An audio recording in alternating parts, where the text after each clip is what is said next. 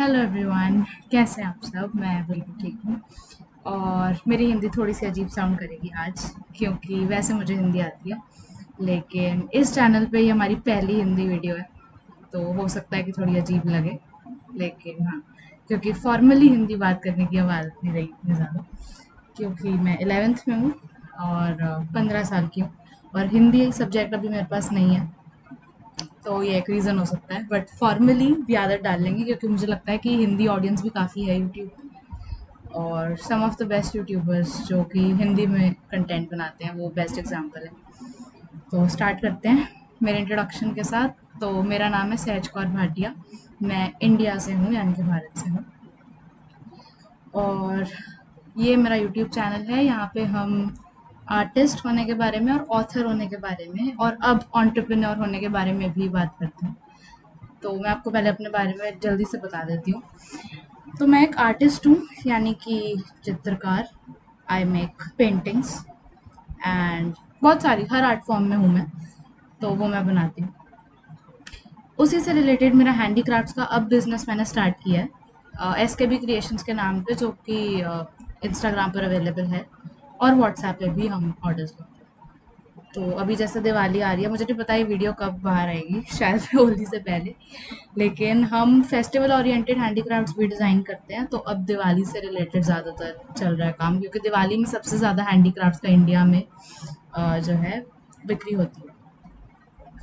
Okay, अब author होने पे, यानी कि लेखक होने के बारे में बात करते हैं, या फिर शायर, क्योंकि मैं पोइट्री भी लिखती हूँ। और मेरी पहली बुक जो थी वो पोइट्री पे ही बेस्ड थी, और उसका नाम है फ्रॉम पोएम्स, यानी कि फ्रॉम पोम्स टू पर्सपेक्टिव्स, जिसका लिंक आपको डिस्क्रिप्शन में मिल जाएगा।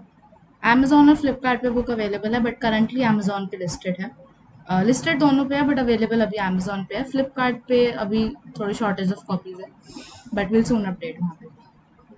तो ये वीडियो जो है बड़ी ही अनप्लान्ड वीडियो है, और क्योंकि आज मेरे पास टाइम था, और जैसा कि आप देख सकते हो कि आसपास बिल्कुल शांति थी, तो मैंने सोचा कि वीडियो बनाई जाए। बट बहुत टाइम बाद बना रही हूँ यूट्यूब वीडियो, क्योंकि और भी काम होते हैं, जैसे कि मैंने आपको बताया, और स्कूल भी होता है। अभी मैं 11th में हूँ, तो उस वजह से। तो चलिए स्टार्ट करते हैं। ओके, सो आज है 15 अक्टूबर 2023, और मज़े की बात यह है कि अक्टूबर मेरे लिए स्पेशली बहुत ही इम्पोर्टेंट मंथ होता है साल का, क्योंकि 28 अक्टूबर को पिछले साल, यानी कि 28 अक्टूबर 2022, 28 अक्टूबर 2022 को मेरा पहला बुक लॉन्च था, जो कि वर्चुअल था, क्योंकि कोविड की कुछ रिस्ट्रिक्शंस थी यहाँ पे। सो ये एक इम्पॉर्टेंट चीज़ है, बिकॉज अभी 28 तारीख को एक साल हो जाएगा। दूसरी जो बात है वो ये है कि इस साल 31st को, यानी कि हैलोवीन के दिन, मेरी जो पहला हॉरर नॉवल है, यानी कि मेरी दूसरी बुक, वो भी आ जाएगी। तीसरी भी कह सकते हो, क्योंकि एक एंथोलॉजी भी आई थी। एंथोलॉजी वो बुक होती है जिसमें अलग अलग ऑथर्स का काम एक साथ पब्लिश किया जाता है, जो कि पब्लिशर्स जनरली बनाते हैं। एक मेरी एंथोलॉजी आ चुकी है, एक मेरी बुक आ चुकी है, और ये मेरी तीसरी बुक होगी हैलोवीन पे। तो ये थी अभी तक की जर्नी। और जो एक अक्टूबर में पिछले साल ही एक और जो दिन जुड़ा है बहुत important, that is related to the art thing. Actually इस साल ही जुड़ा है, पिछले साल तो नहीं। अक्टूबर में मेरे आर्ट बिजनेस को 6 महीने हो गए। ये बिजनेस मैंने 12 मई 2023 से स्टार्ट किया था ऑफिशियली, मतलब अभी मैंने कॉपीराइट वगैरह रजिस्टर की जो डेट है उसको कंसिडर ना करें, तो मैंने 12 मई को स्टार्ट करा, एंड अब 12 अक्टूबर 2023 में इसे 6 महीने हो गए ऑफिशियली। तो हाफ वे टू वन जैसे बच्चों का आजकल केक काटते हैं। तो मुझे लगता है कि बिजनेस का भी 6 महीने सर्वाइव करना बहुत बड़ी बात है, एंड आई थॉट कि ये यूट्यूब पे इस पे रिलेटेड एक वीडियो आनी चाहिए। तो मैंने सोचा कि क्यों ना इस बारे में बात की जाए कि अभी तक की क्या जर्नी थी, क्या चैलेंजेस थे और क्या लेसन्स थे, सबसे बड़ी बात। तो 12 अक्टूबर 2023 को हमने केक नहीं काटा, unfortunately, because of a lot of events, but will do that, will compensate. हम लोग पार्टी तो नहीं कर पाए, बट मुझे लगता है कि वो रियलाइजेशन के 6 महीने हो गए, और वो सक्सेसफुल 6 महीने थे, यही बहुत बड़ी बात थी। तो मैं आपको अपनी जर्नी के बारे में बताना चाहती हूँ। अभी तक जितना भी मैंने सीखा है, अभी बहुत बहुत कम एक्सपीरियंस है मेरे पास, ऑब्वियसली सिर्फ 6 महीने और कुछ दिन, आज 3 दिन हो गए। सो 6 महीने 3 दिन के और कुछ घंटों के एक्सपीरियंस से जितना भी मैंने सीखा है, उससे मैं आपको बताना चाहती हूँ। तो सबसे पहले तो इस बिज़नेस की शुरुआत कहाँ से हुई, एसकेबी क्रिएशन। तब एसकेबी तो मेरे नाम की शॉर्ट फॉर्म ही है, सहज कौर भाटिया, तो नाम तो वहीं से आया है, जो कि अभी हम शायद चेंज करेंगे। बट शुरुआत ऐसे हुई कि मैं आपको भी थोड़ा बैकग्राउंड देती हूँ, अज्यूमिंग कि आप लोग मुझे नहीं जानते या फिर बहुत कम जानते हो, क्योंकि ये चैनल अभी स्टार्ट हुआ है और ये one of the initial videos है। सबसे पहली बात, स्पेशली इस एज में क्यों स्टार्ट किया, खुशी से ही स्टार्ट करा है, ऐसा कुछ नहीं है कि कुछ नेगेटिव इंटेंशंस या फिर कुछ मजबूरी या कुछ ऐसा नहीं। सबसे पहली चीज़, ये बिजनेस की इंस्पिरेशन कहाँ से आई, इनफैक्ट जो मैं बनी उसकी इंस्पिरेशन कहाँ से आई, आर्टिस्ट होने की इंस्पिरेशन कहाँ से आई। अभी ये बिजनेस मैं बिल्कुल सिंगल हैंडेडली कर रही हूँ, हमने किसी को रिक्रूट नहीं किया है। आई एम द वन जो कि मार्केटिंग, ऑपरेशंस, सेल्स, अकाउंट सब हैंडल कर रही हूँ मैं अभी, और बनाती भी मैं ही हूँ सिर्फ। अब ये बताना आपको क्यों इम्पोर्टेंट था, ये आपको पता चलेगा। सबसे पहले बैकग्राउंड। तो पैंडेमिक आपको पता ही है कि जब कोविड का टाइम था, 2019 दिसंबर में जब भी स्टार्ट हुआ, तो कोविड के टाइम पे ऐसा था कि क्योंकि स्कूल्स वगैरह सब बंद थे, तो मैंने सोचा कि करियर के लिए तो अब आगे कुछ सोचना ही है। But career point of view को अगर ना भी देखे तो मुझे ये लगा कि यार जो मैं इस टाइम करती हूँ वही मेरा सबसे बेस्ट हो, क्योंकि इस टाइम में बस बहुत टाइम है। जब आप खाली होते हो और आप सोचते हो कि आपको क्या करना है, एंड देन अल्टीमेटली जो चीज़ आपके दिमाग में सबसे पहले आती है, कहीं ना कहीं आपका उसकी तरफ इंक्लाइनेशन होता है। तो ऐसा था कि आर्ट मेरी लाइफ में थी पहले से, बट उतनी थी कि जैसे एक बच्चा होता है जो कि किसी का बर्थडे हो, एनिवर्सरी हो, उसका काम होता है ग्रीटिंग कार्ड बनाना, तो अपने फैमिली में मैं वो थी। बट अब क्या हो गया, अब तो it's a main stream career, one of the main stream careers author होने के साथ। तो उस टाइम पे मैंने काफ़ी आर्ट एंड क्राफ्ट में खुद को एक्सप्लोर किया, ऑनलाइन क्लासेस ली बहुत सारी, क्योंकि फिजिकली ऑब्वियसली उस टाइम पॉसिबल ही नहीं था, और बहुत सारे लोगों के साथ नेटवर्क किया। और वो भी ऐसे नहीं कि ढूंढा कि आर्ट एंड क्राफ्ट की क्लास चाहिए, ऐसा था कि जैसे आप रैंडमली कभी इंटरनेट पे स्क्रॉल कर रहे हो और आप आर्ट एंड क्राफ्ट के ट्यूटोरियल्स देख रहे हो या रेफरेंस देख रहे हो, स्टार्टिंग में जब आपको भी कुछ नहीं आता, तो आपके चैनल पे यानी कि आपकी फीड पे आपको पता है एल्गोरिथम ऐसा ही होता है कि जो आप देखते हो वही आता जाता है। तो टीचर्स का भी बहुत ज़्यादा नेटवर्क उस टाइम पे मेरे साथ बिल्ड हुआ, और बहुत सारी एडवर्टीजमेंट शो अप होती थी कि आप ये क्लास ले लो ये सीखने के लिए, पर्सनलाइज्ड कोर्सेज, जैसे सपोज एक सिर्फ एक्रेलिक पेंटिंग का कोर्स हो गया, और हर तरीके के कोर्स होते हैं, शॉर्ट टर्म, लॉन्ग टर्म। तो इस पर भी हम एक इनफैक्ट अलग वीडियो पूरी इस पर बन सकती है, बहुत वास्ट टॉपिक है। तो मैंने उस टाइम पे फिर कोर्सेज लेने स्टार्ट करे और मुझे एक दो क्लासेस में बहुत मज़ा आया, एंड आफ्टर दैट इवेंचुअली मैं क्लासेस लेती गई, बहुत कुछ सीखा, प्रैक्टिस बहुत की। मेन प्रैक्टिस मतलब ऐसे नहीं कि स्टॉन्चली, तब तो पता नहीं था कि करियर है, एज अ हॉबी कर रही थी, तो जितना अच्छा लगता था करती थी। बट कहीं ना कहीं एक होता है ना कि आपके अंदर का एक व्हाट टू से टैलेंटेड इंडिविजुअल होता है उस फील्ड में, जिसको सिर्फ पोक करना होता है, कि हाँ उसको सिर्फ जगाना होता है, तो वो जो सोया हुआ जो टैलेंट था वो फिर अब जागा। And then eventually I started with the business part also. और बिजनेस स्टार्ट करना है ये स्टार्टिंग से नहीं था, मतलब जॉब का भी कभी नहीं था मैं कहूँगी, बट जब से पक्का हुआ कि क्या करियर चूज करना है, इसमें सबसे पहला यही था, आर्टिस्ट। तो मैं आर्टिस्ट पहले बनी थी और ऑथर बाद में। अब आर्टिस्ट बनने की एक बात ये भी थी, because I was the only one, और मेरी फैमिली में कभी कोई आर्टिस्ट नहीं रहा, इस फील्ड में कभी कोई नहीं रहा। बिजनेस सबने किया है, लेकिन आर्ट ऐसी फील्ड होती है जिसमें पहले तो कभी इतना कुछ होता ही नहीं था, अब तो बहुत एक्सपोजर है नो डाउट। बट 2023 को आप उन टाइम से कंपेयर नहीं कर सकते जब आपके पेरेंट्स आपकी एज के। तो उस टाइम पे कुछ ऐसा था नहीं, इस वजह से मेरी फैमिली में कोई भी आर्टिस्ट अभी नहीं है, और सिर्फ मैं ही हूँ, और मैं पहली थी, तो मुझे कुछ भी नहीं पता था कि कैसे लोगों को अप्रोच करना है, कहाँ सेल करना है, कैसे करना है। तो जो भी सीखा है, फॉर्चुनेटली अनफॉर्चुनेटली, गलतियों से ही सीखा है बेसिकली। और बिजनेस था तो बिजनेस का तो चलो आसपास से आप सीख जाते हो, बिजनेस में तो बहुत पर्सनलाइज्ड कोर्सेज हैं। बट आर्ट ऐसी चीज़ है, इसके बारे में हर कोई बात नहीं कर रहा है ना। यूट्यूब पे भी अगर आप देखोगे तो आपको ट्यूटोरियल ज़्यादा मिलेंगे, और जो नेचुरली लोग अपना एक्सपीरियंस शेयर करते हैं इसमें, उसकी वीडियोस बहुत कम है। मैं भी कई बार सर्च करती हूँ ग्रेट आर्टिस्ट बिजनेस इस फील्ड में और भी चीज़ें, बट मिलती नहीं है उतनी वीडियोस। तो मुझे लगता है कि कहीं ना कहीं ये चैनल वो पर्पस भी सर्व करेगा, क्योंकि ट्यूटोरियल मेरे लिए शूट करना काफ़ी मुश्किल होता है, कंसिडरिंग कि सिर्फ मैं अकेली ये सब करती हूँ। तो ये सब चीज़ें हैं, बट धीरे धीरे वो चीज़ें भी सॉल्व करेंगे, अभी तो बहुत बहुत जल्दी है। ओके।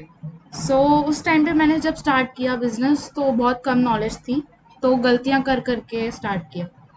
तो सबसे पहले अब क्यों स्टार्ट किया, इसके पीछे का एम ये था।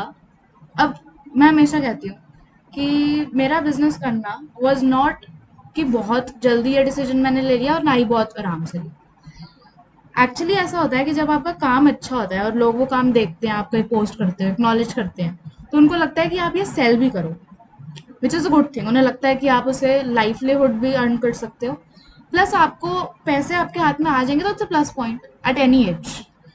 क्योंकि अगर इस एज में भी मैं पैसा कमा रही हूँ तो that means I am saving it somewhere, which is good.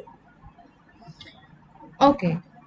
अब जो उसके बाद मैं शेयर करना चाहती हूँ, I am actually very clueless, this not a planned video. बिल्कुल भी प्लान नहीं है, मैं बिल्कुल रॉ जो मेरे को पता है मैं बोल रही हूँ। तो ये बिल्कुल भी ऐसा डिसीजन नहीं था जो बहुत जल्दी या बहुत आराम से लिया गया, और मुझे लोग कहते थे कि आप सेल करना स्टार्ट करो क्योंकि आपका काम अच्छा है। तो फिर मैंने सेल करना स्टार्ट किया। और अभी अप्रैल में मैं गई थी कहीं पे, मैंने ट्रैवल किया, और वहाँ पे मैंने अपना सामान, मेरी आदत है कि मैं लेके हर जगह पहुँच जाती हूँ क्योंकि हमने मार्केटिंग पे स्पेंड नहीं किया, तो जितना वर्ड ऑफ माउथ से होता है बस हमारी उतनी मार्केटिंग। इसका मतलब है कि आप हर जगह अपना प्रोडक्ट लेके पहुँच जाओ, और मैं वो लिटरली करती हूँ। तो मैं अपना प्रोडक्ट, एक मैंने उन्हें काफ़ी चीज़ें दिखाई, बट एक की रिंग, एक की चेन जो मेरा एक्सक्लूसिव डिज़ाइन था। और वो डिज़ाइन भी कैसा था, इतनी इंटरेस्टिंग स्टोरी है कि वो डिज़ाइन गलती से बन गया था। Basically it was a failed design, but it was a successful experiment. Good line. तो वो मैंने उन्हें किचन दिखाया और वो उन्हें काफ़ी पसंद आया, और उन्होंने कहा मुझे तो ये लेना ही है। और मैं उसको बेचना नहीं चाहती थी क्योंकि वो बहुत अच्छा डिज़ाइन था, और वो आगे भी मेरे को, चाहे मुझे प्रोसेस याद हो, लेकिन वो एक रेफरल बन जाता उस प्रोडक्ट को और बनाने के लिए और मार्केट में इंट्रोड्यूस करने के लिए। लेकिन उन्होंने बहुत इंसिस्ट किया, तो मैंने कहा ठीक है, आपको जो देना हो, ऐसा कुछ नहीं।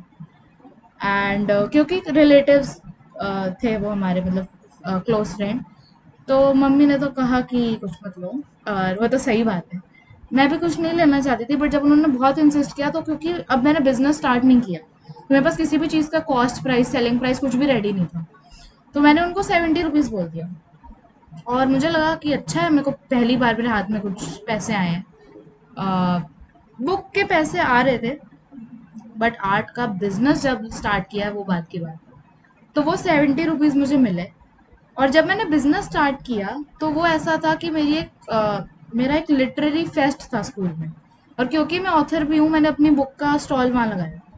तो वहाँ पे मैंने एक ओमकार, जो हमारे सिखों का जो सबसे बेस्ट जो सिंबल है that depicts God, that I put वहाँ पे, तो वो मैंने वहाँ पे एक शो पीस बना के रखा है रेजिन का। अब रेजिन हमारा मेन चीज़ है जिस पे हम काम करते हैं, तो वो मैंने वहाँ रखा और उसे वो इतना पसंद आया। ऑल्दो वो सिख नहीं थी, वो लड़की पंजाबी भी नहीं थी, वो जैन थी, बट उसे वो इतना अच्छा लगा, उसने कहा कि मुझे चाहिए, because of positivity and the radiation. तो मैंने कहा कि ठीक है।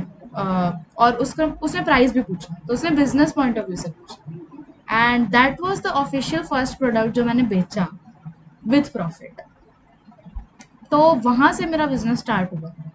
जो मैंने 70 रुपीज़ का की चेन बेचा था, उसका मैंने बाद में आके जब फनीली प्राइस लगाया, फ्रैंकली स्पीकिंग, तो वो लॉस पे मैंने बेचा था क्योंकि उसका कॉस्ट प्राइस ही 90 था।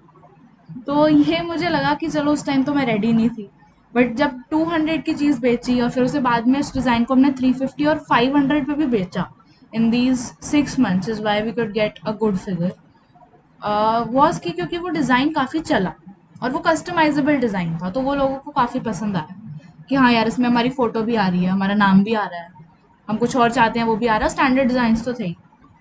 तो वो लोगों को काफ़ी पसंद आया। तो ऐसे बिजनेस स्टार्ट हुआ। अब चैलेंजेस ऑब्वियसली बहुत सारे आए। सबसे पहला जो चैलेंज हमने फेस किया वो ये था कि बनाए क्या मार्केट में प्रोडक्ट क्या डालें, कस्टमर को क्या पसंद है। अब कस्टमर जो है वो हैंडीक्राफ्ट्स का कोई एक पर्टिकुलर कस्टमर नहीं है कि 50 साल के लोग ही ले रहे हैं या 2 साल के बच्चे ही ले रहे हैं। हैंडीक्राफ्ट्स ऐसी चीज़ है जो आप हाथ से बना रहे हो, वो डेकोर डेकोर आइटम। अब वो तो हर किसी के काम आ सकती है ना। अब लोगों को घर में लगाने के लिए बस कुछ चाहिए, तो हमने सोचा कि ठीक है, हम स्टार्ट होम डेकोर से करेंगे। क्योंकि जब भी आर्ट की बात आती है, मैं हमेशा ये बात भी बोलती हूँ कि पहले लोगों को चाहिए था कि सिर्फ जो चीज़ सुंदर लगती है हम अपने घर में लगा लें।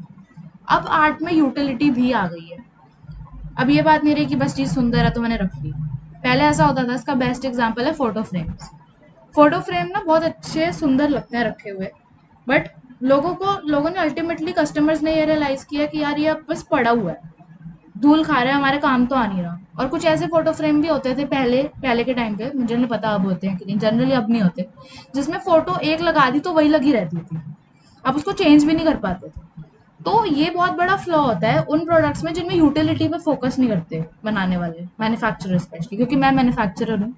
इवन अगर आप प्रोक्योर भी कर रहे हो, आप ऐसा प्रोडक्ट कभी नहीं खरीदोगे आगे बेचने के लिए जो कस्टमर मांग नहीं रहा। फोटो फ्रेम का बेस्ट एग्जांपल मैंने क्यों दिया, क्योंकि अब फोटो फ्रेम रिप्लेस हो गए हैं फोटो क्यूब से। फोटो क्यूब एक तरीके का, मेरे पास अभी है नहीं अपना बनाया हुआ, नहीं तो मैं आपको दिखाती। बट फोटो क्यूब आप सर्च करोगे आपको मिल जाएगा। उसमें क्या होता है कि एक क्यूब होता है, उसे आप जितना फ्लिप करते जाओ उसमें और फोटोज रिवील होती जाती है। अब देखा जाए तो यूज इसका भी कोई नहीं है, बट जब फोटो क्यूब्स मार्केट में आए तो फोटो फ्रेम मार्केट से ऐसे उड़ गए, मतलब वो प्रोडक्ट मार्केट में ही नहीं रहा, राइट। तो यूटिलिटी बहुत इंपॉर्टेंट है। तो ये सब चीज़ें हमने इवेंचुअली बिजनेस में क्रैक की, हमने मतलब मैंने। और ऐसा नहीं है कि लोगों ने हेल्प नहीं की, लोगों ने बहुत सपोर्ट किया, फैमिली ने हमेशा सपोर्ट किया। बट कुछ चीज़ें होती हैं, क्योंकि बिजनेस आप बना रहे हो तो वो आप ही सीखोगे, है ना। तो ये एक चीज़ थी। तो हमने बहुत सारे चैलेंजेस फेस किए। सबसे पहला चैलेंज, जैसे मैंने बताया कि मार्केट में क्या क्या उतारा जाए, ये भी एक बहुत बड़ा चैलेंज होता है कि हर एक महीने में, हर 15 दिन में एक नया प्रोडक्ट बनाना, वो भी catering to the customers demands. मतलब कि कस्टमर को जो चाहिए, जिसका डिमांड है, वही सप्लाई किया जाए, क्योंकि demand is equal to supply. अब वो तो चलो कॉमर्स के बच्चों को भी पता होता है, सबको पता होता है। बट जब आप इसे एज अ मैन्युफैक्चरर देखते हो, तो आप देखते हो कि कितने ज़्यादा अभी ट्रेंड्स का टाइम है, कि कस्टमर को आज कुछ और चाहिए, कल उसमें कुछ और चाहिए, परसों उसमें और कुछ चाहिए। तो आज ही आप सेम प्रोडक्ट के 50 पीस बना के नहीं बैठ सकते। This is one thing. Second thing is, जो हमें चैलेंज आया, दैट वॉज रिगार्डिंग पैकेजिंग। अब मैंने पैकेजिंग क्रैक कर ली थी अच्छी, बट क्या प्रॉब्लम आ रही थी पता है, कि वो प्लास्टिक जो होता है ना, जिसमें आप देखोगे एक टिपिकल प्लास्टिक होता है, वो ऐसे करके उसमें सील खुलती है और फिर आप सामान निकालते हो और उसको फेंक देते हो। तो वो फेंक देना प्रॉब्लम थी। अब हुआ क्या था कि पिछले साल जब मैंने बिजनेस स्टार्ट नहीं किया था और सोचा भी नहीं था, जब मैं इसे एज अ हॉबी कर रही थी, तो आर्ट एंड क्राफ्ट ऐसी चीज़ है, या फाइन आर्ट्स अगर एडवांस लेवल पे बोलो, इसमें वेस्ट बहुत जनरेट होता है। अब इतना वेस्ट जनरेट हो रहा था कि मुझे उससे बहुत ज़्यादा प्रॉब्लम हो रही थी, क्योंकि मेरा स्टूडियो पूरी तरीके से बेकार हो गया था, कबाड़ खाना जैसा हो गया, इन लिटरल सेंस।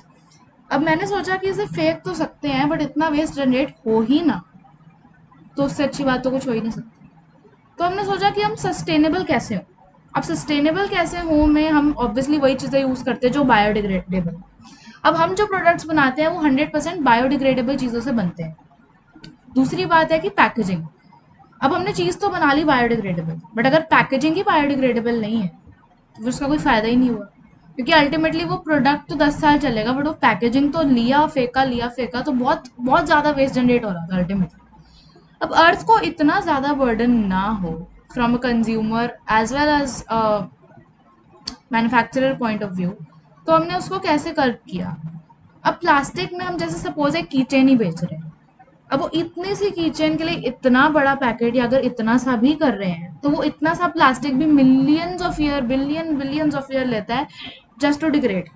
ये बात हमको पता है, हम सब ने पढ़ी है कि प्लास्टिक जनरली इतनी जल्दी मिट्टी में रिप्लेनिश नहीं होता। ओके। सेकंड पॉइंट, अब हमने उसको कर्व कैसे किया।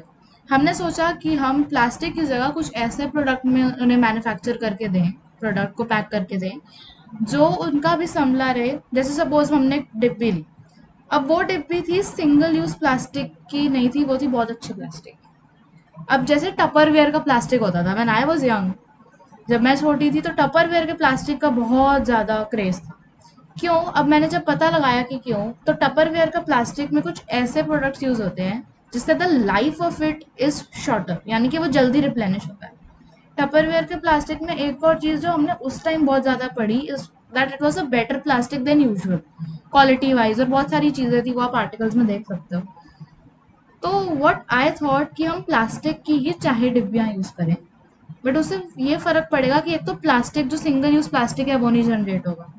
प्लास्टिक की डब्बी अगर आप भारत में, यानी कि अगर आप इंडिया में रहते हो ना, आप कभी नहीं फेंकोगे, कभी नहीं। मतलब आप बेकार से बेकार बॉक्स में भी पैकेजिंग आएगी ना, तो आप उसको संभाल के रखते हो, ये तो मानोगे कि नहीं। इवन थैलियाँ, जो पॉलीथीन भी होते हैं, हम लोग इंडिया में क्या करते हैं कि हम लोग सामान तो निकाल लेते हैं बट हम वो पॉलीथीन भी जोड़ के रखते हैं, क्योंकि ऑब्वियसली वो भी काम आते हैं, जो कि बिल्कुल सही थिंकिंग है। डब्बी तो सोचो, अगर आप पॉलीथीन नहीं फेंक रहे तो आप डब्बी कैसे फेंकोगे।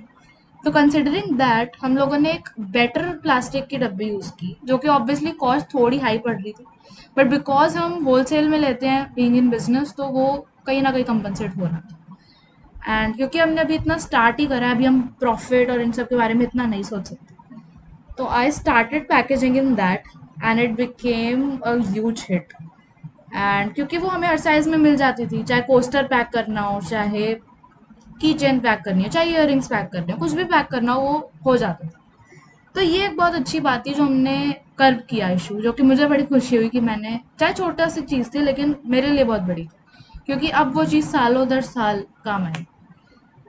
तो यही था वैसे तो हमारा ओवरऑल 6 महीने का जो हमने बिजनेस किया।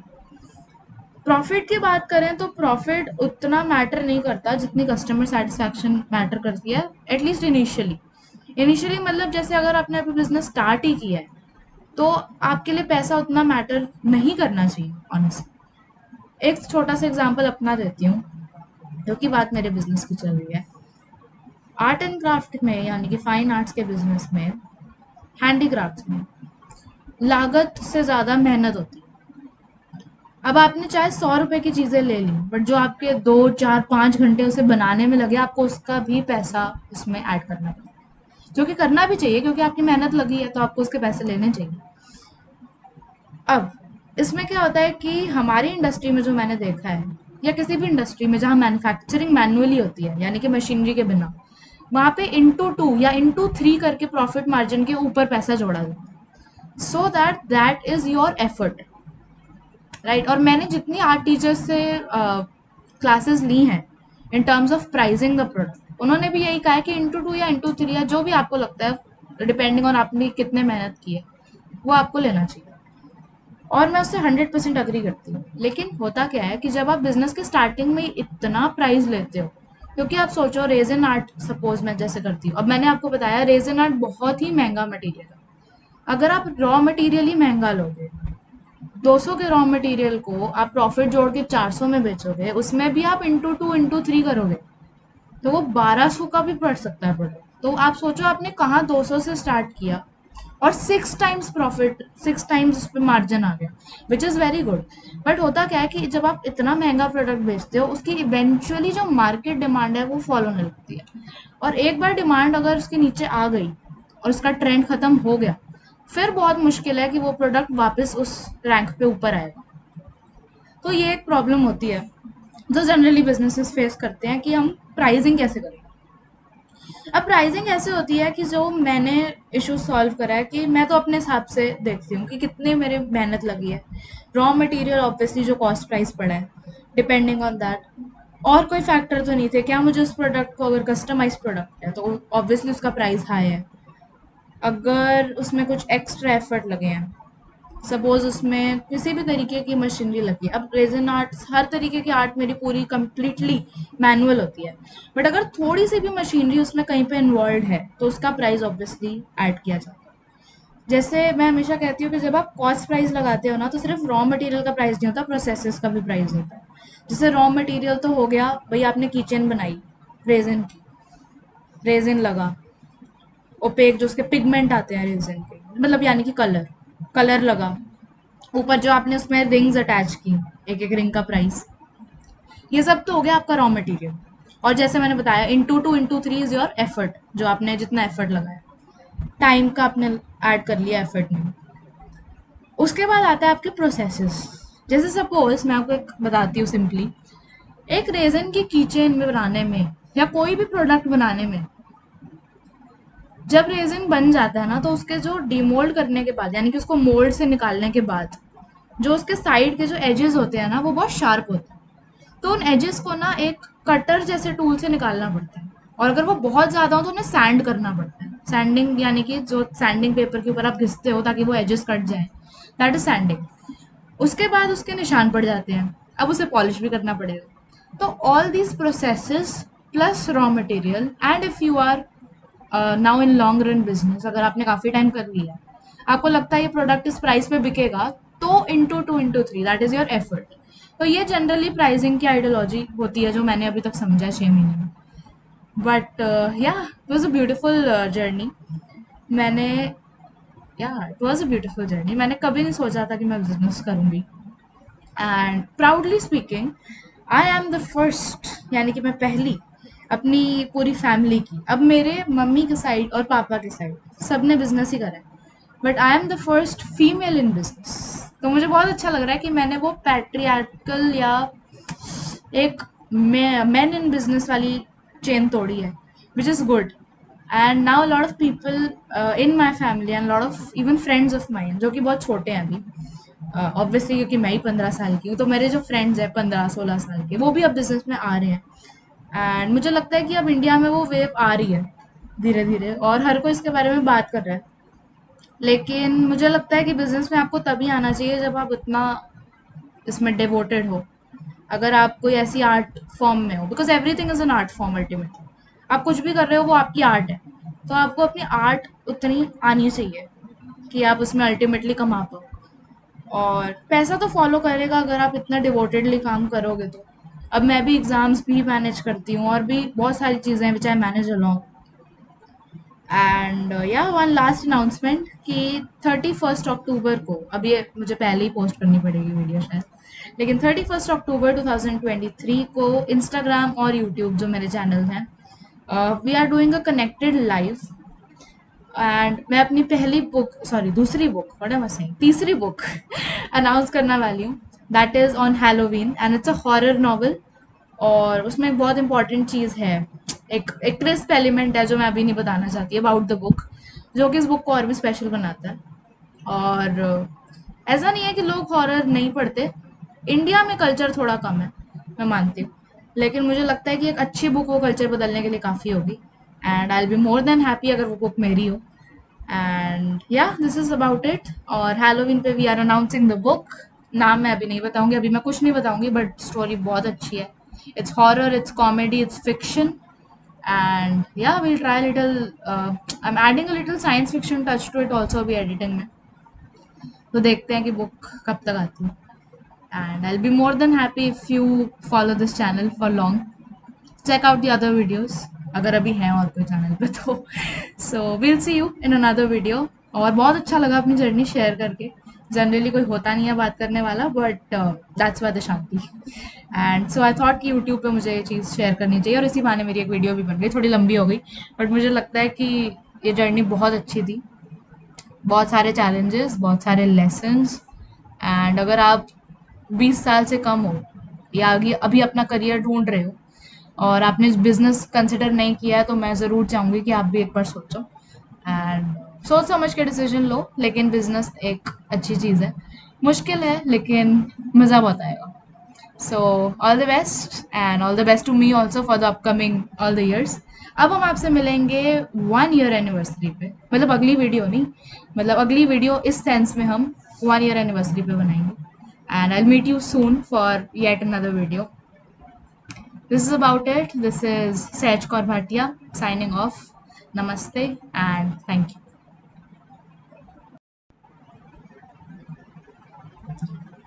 ये वीडियो के बीच में सडनली एक छोटी सी क्लिप है। पूरी वीडियो एंड होने के बाद मुझे याद आया कि ये एक बहुत इंपॉर्टेंट चीज़ है जो मैंने एड्रेस नहीं की, तो ये सडनली एक शॉक आएगा। बट मैं आपको बताना चाहती हूँ कि क्योंकि मैं क्लास 11th में हूँ और बिजनेस स्टडीज़ एक सब्जेक्ट है मेरे पास, और हम बिजनेस की बात कर रहे हैं और मैंने उसी को बीच में लिया नहीं। लोगों को लगता है कि आप बिजनेस स्टडीज़ में हो, और स्कूल में भी एक नोशन ऑब्वियसली है, तो आप बिजनेस में हो तो बिजनेस स्टडीज़ में आप नेचुरली अच्छे हो गए। बट ऐसा है नहीं ऑब्वियसली क्योंकि थ्योरी और प्रैक्टिकल में बहुत फ़र्क होता है, स्पेशली जो बिजनेस है, that's a whole different tangent than studying.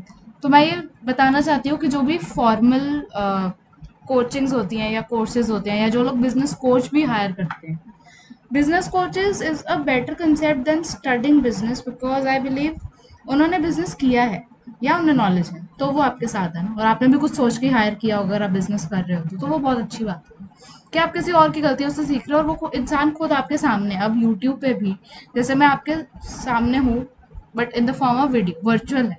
अब या तो आपको बिजनेस में इंटरेस्ट होगा या आर्ट में, या आर्ट के बिजनेस में, तो हम बहुत रिलेट करेंगे, इसीलिए आपने वीडियो पे टच किया होगा, इसीलिए अभी आप ये वीडियो देख रहे हो। But the whole thing is कि आर्ट की फॉर्मल नॉलेज या बिजनेस की फॉर्मल नॉलेज प्रैक्टिकल से बहुत डिफरेंट होती है। और जो चीज़ आपको पढ़ाई जाती है वो ज़रूरी नहीं है कि आपको बिजनेस में वैसे की वैसी काम आए, और हो सकता है बिल्कुल भी काम ना आए। ठीक है, थोड़े बहुत आपको वर्ड्स पता चल जाते हैं, फाइनेंस, अकाउंटिंग, फंडिंग, जो बेसिक फंडे हैं, बट जो फंडामेंटल है वो फंडों से बहुत डिफरेंट है। और फंडामेंटल यही है कि जितना आप करके सीखोगे उतना कभी भी आपको कोई भी बुक नहीं सिखा पाएगी।